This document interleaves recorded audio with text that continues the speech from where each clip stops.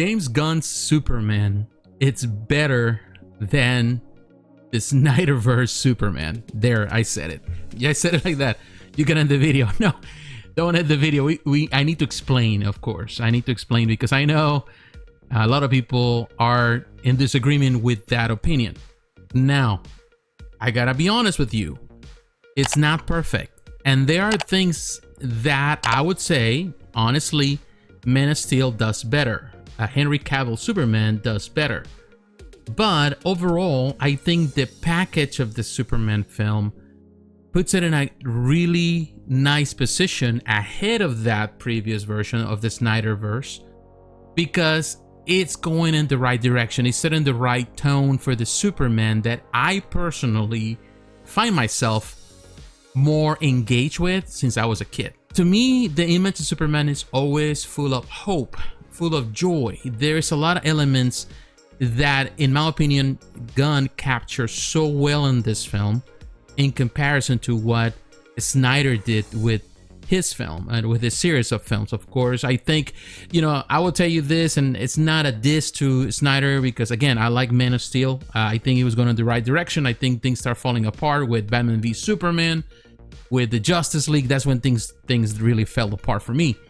But I think initially, and I've always been a fan of Snyder as a visual director, I think he does amazing work when he put things together, images together. He really takes things from the source, and no one does it as good as he does.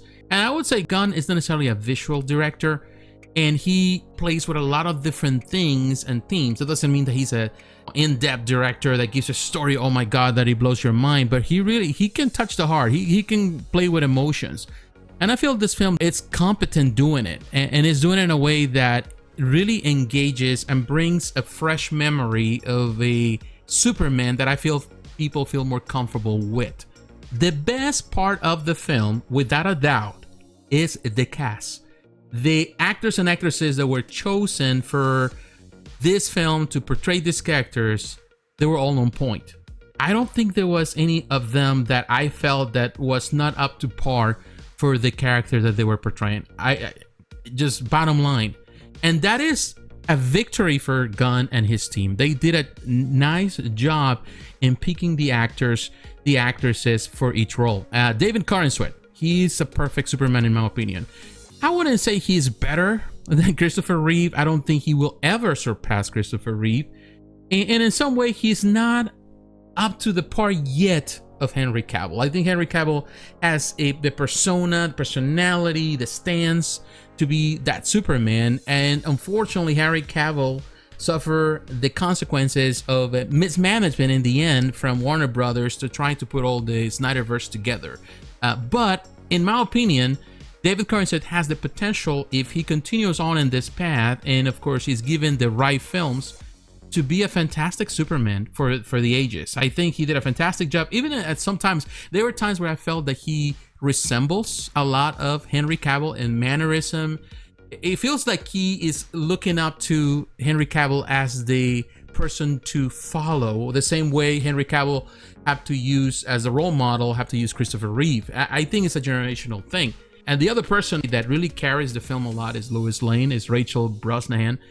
She does a fantastic job. She is really good on camera.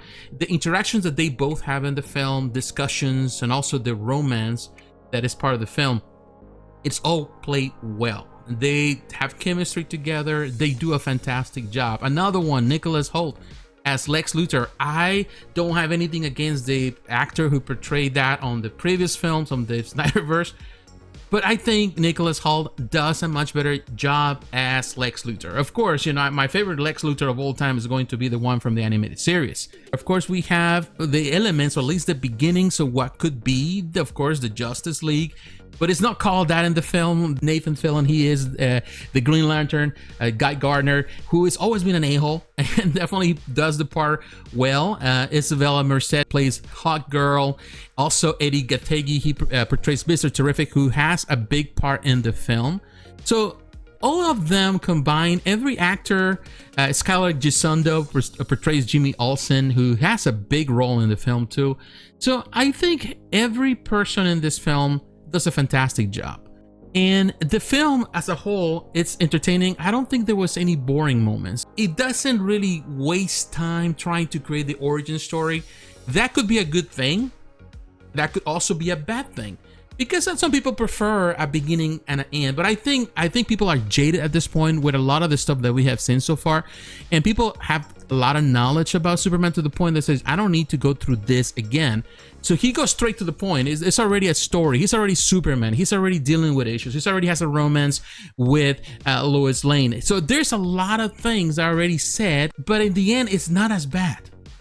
And yeah, depending on how you feel about it, it is trusting that you already have that preconceived notion, or at least that pre-knowledge of the character.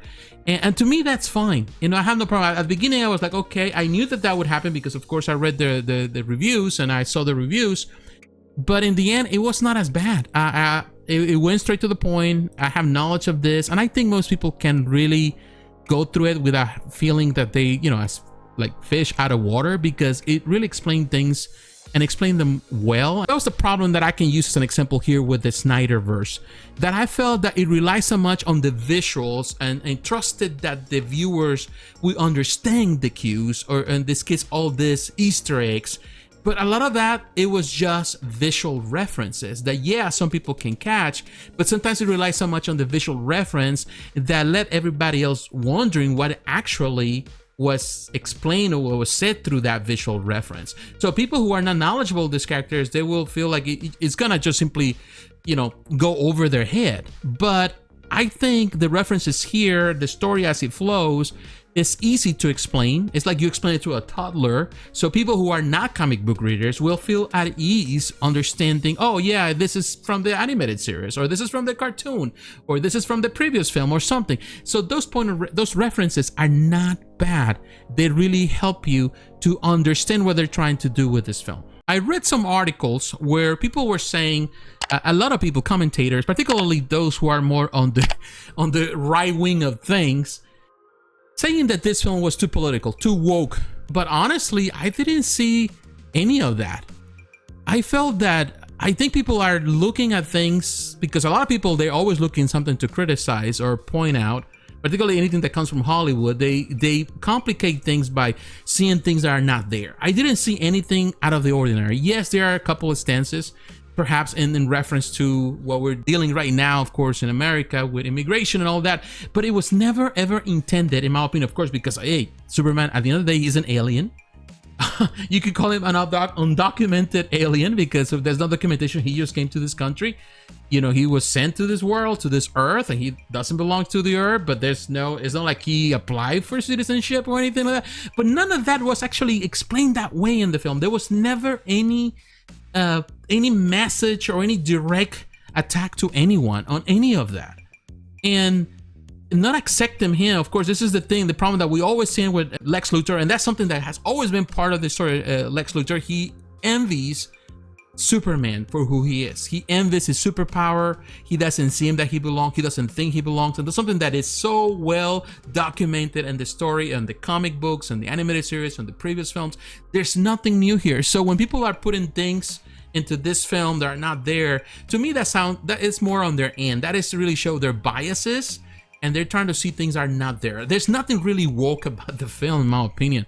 That was that. I think the messages that the film has are valuable, are important. In the end, it's about understanding who you are, that you're not defined. I think that's the biggest message here, of course, and I think it plays so well. You're not defined by what other people think. Now you are defined by your choices. You are defined by your actions.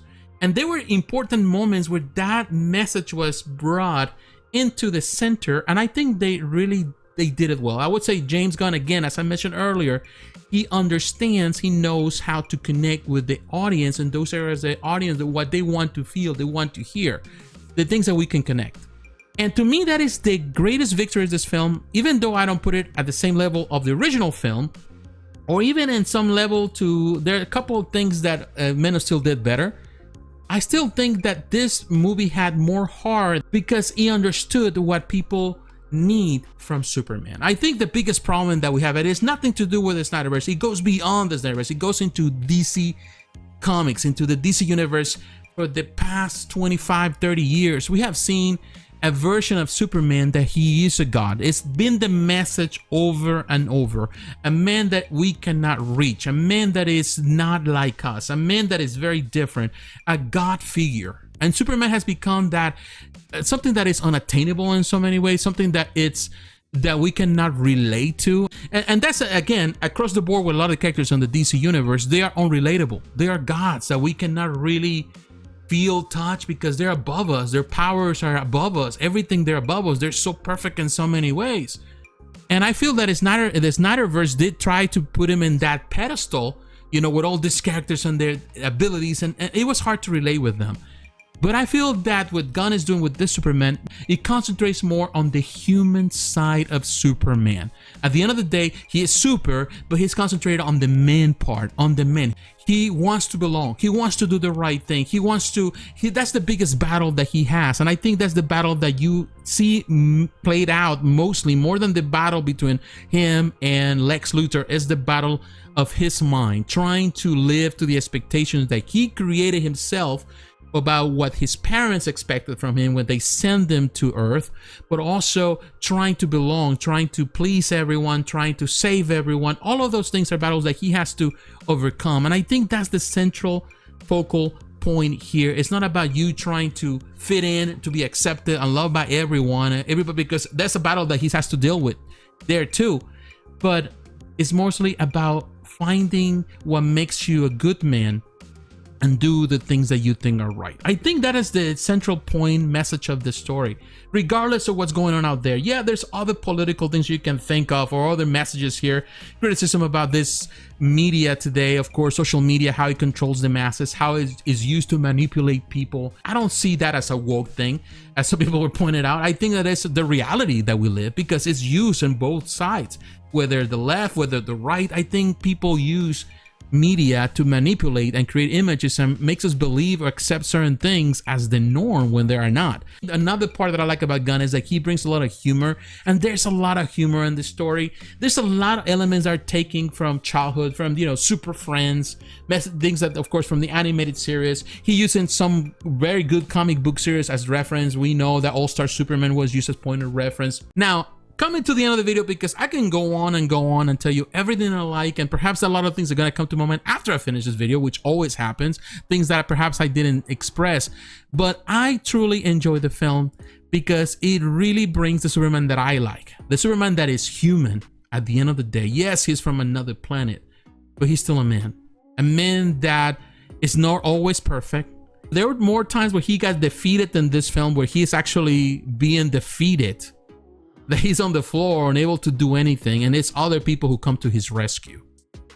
So, you know, whether there was Crypto, who I love the fact that Crypto's here, but whether it was anybody else in the story that came to his rescue, it really shows a man that even though he has powers, he still has a lot of things to learn and deal with and accept.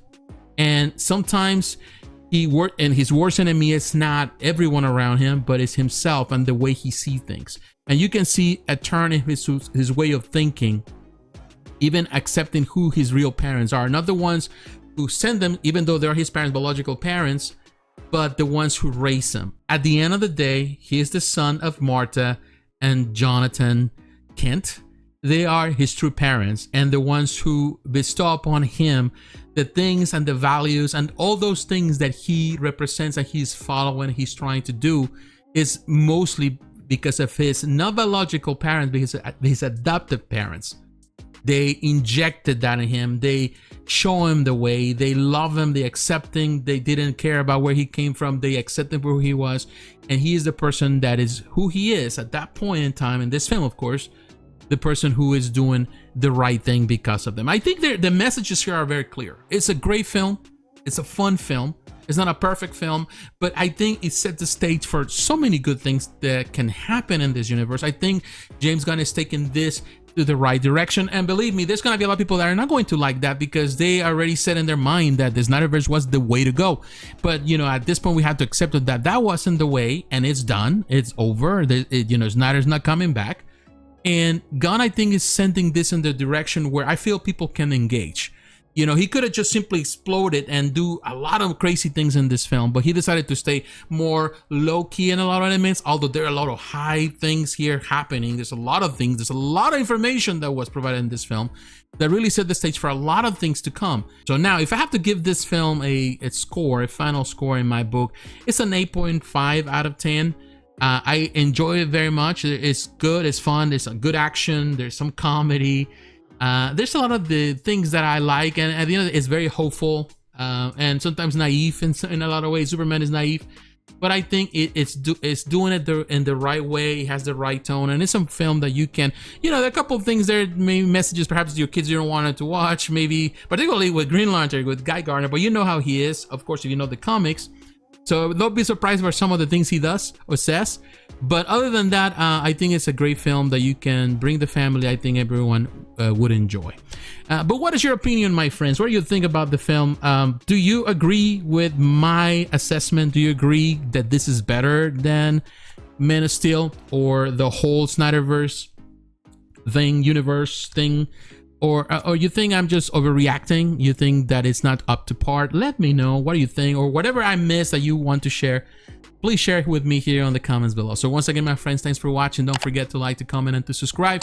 Hit the notification button so you're reminded of the next video. Follow me on social media, on Facebook, on Twitter, on Threads, on Instagram, whatever. You know, whatever you see the links in the description, follow me. And also consider supporting the channel financially through Patreon. My friends, God bless. Take care. I will talk to you again. Bye-bye.